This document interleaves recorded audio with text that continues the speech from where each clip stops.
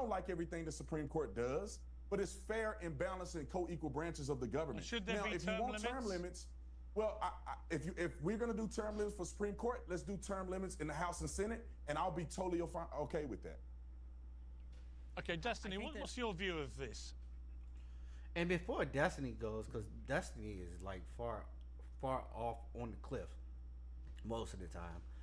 What like I said, most people, regardless of what side of the aisle you talk about, most people want term limits for all of these people. They don't want to see these people forever and ever and all, man.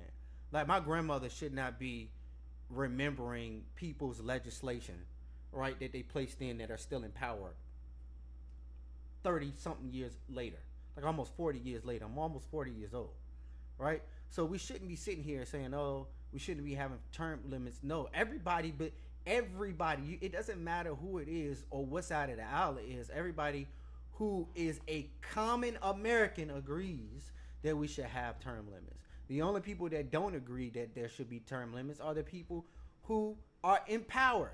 And that's something that should be voted on. There should be legislation that should be placed and put in place. And I think if we were to do that, it would be bilaterally or across the board.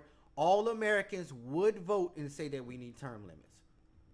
I think, and I really do think that. I think we as Americans should be lobbying for term limits for all parties in American government. Point blank, period. Or we're going to start voting these people out until we get people who want.